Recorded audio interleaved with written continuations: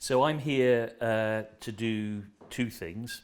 Firstly, to visit the British contingent as part of the Key Resolve exercise, and we have over 50 personnel from the military, from the British military, participating in that exercise. And the second thing I'm here to do is to meet Korean and American commanders and to understand better the situation on the peninsula and to understand their cooperation, their military planning, and how they are reacting to the very specific circumstances of this part of the world. So I think you're right to point out this really deep historical partnership that our two nations have had. I think our shared history during the Korean War, when Britain provided the biggest contingent to the war, in addition to the Koreans and the Americans. I think the sacrifices that we both experienced during that time will be a bond that will never be broken, and you'll be aware that the British lost over 1,000 personnel killed in that conflict, and many thousands more injured. So I think that shared history and that shared sacrifice will be something that will always bond our two nations. But bringing it up to the present day, I'm delighted to be able to say that I think that the relationship is in really fine health. You'll be aware that your soldiers supported a British military effort in Sierra Leone in helping the Sierra Leonean government combat the Ebola crisis that it faced.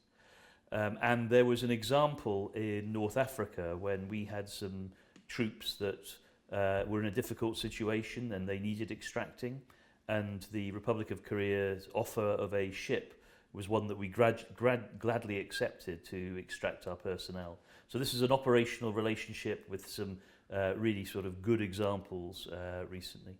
But I think we need to start looking forward. We need to recognise that there is more that we can and should do together, and the very welcome moves by the Republic of Korea's government to have its soldiers operating overseas as part of an international effort is an area where I think we'll encounter each other even more and look forward to deepening that partnership. Well, I suppose one of the most difficult things about North Korea is that we don't know what the intentions are, and it is a very unpredictable and therefore dangerous neighbour. The UK fully supports and empathises with the Republic of Korea of the challenges that it faces on its northern border. I think we have to wait and see the extent to which the sanctions will have an effect on the back of a strong United Nations Security Council resolution, which the UK fully supports. And I think it'll be very interesting to see the effect that has. But I think it would be a foolish individual who could predict what North Korea are going to do next. So I think we're still assessing what the recent tests can tell us and what we understand of their ability to weaponize their nuclear capability. But it's quite clear that this is a threat not just to regional security and stability, but also potentially international security and responsibility. And this is why the international community is fully behind South Korea, that South Korea should not, the Republic of Korea should not feel that it is alone in its struggles, and that its attempt to internationalize this, to bring in regional partners and to use dialogue with those regional partners is exactly the right way to go. So as I said, I think that the fact that they have explicitly said that their intention is to weaponize the nuclear weapons so that they can be put in a missile and fired either regionally or intercontinentally is a serious concern. And it's one that the entire international community is watching very carefully. And it is the messaging that is coming out of Pyongyang, which is the main impetus behind this international drive, as enshrined in the Security Council resolution, to bring about this sanctions regime and ask that the leadership of North Korea revisit the pathway that they have currently stated they're on. So I think there is a well-acknowledged nuclear protocols. I think there are political paths that North Korea could and should adopt to conform to the international norms. And at the moment they are presenting themselves as outside of international law and international normal behaviour, and the path that we would wish them to take would be to bring themselves into what the entire international community believe are the right and proper way to conduct oneself as a nation.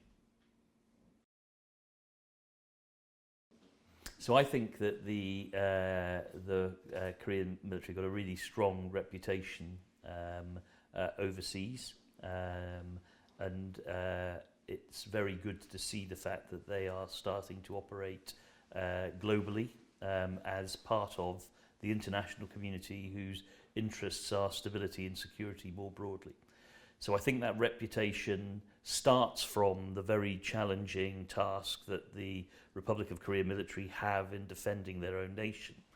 But what we're starting to see, and I commend it, is operations overseas in Africa, in the Middle East, both maritime and land operations that are making a real difference to the security of those regions. And I think that that direction of travel, which sees the Korean military as a member of the international security club, I think is the right way to go. And I think your reputation will be further enhanced through greater exposure with other nations' militaries. So it is my first trip, but I have already made the decision that I would love to come back. So I haven't seen much beyond Seoul, and I would like to see more of the rest of the country. I'd like to visit some of the historical sites. As a Royal Marine, the Royal Marines were very prominent during the Korean War and fought in a number of important battles, and I'd like to go and visit those as well. I think I've probably already said it, I think with such a dangerous, difficult, unpredictable neighbour, such as North Korea, it can be very easy to focus on the immediate threat and see the world through that lens alone. And I think that the direction that the Korean military are taking, which is understanding that this is an international problem, understanding that there is a very strong regional dynamic to it, and that you are not alone, recognising the fact that playing your part on the international stage as an important part of being a nation of considerable international status. And I think my message is that the direction of travel that I've witnessed over the years is exactly, I would say, the right one, and I look forward to it continuing.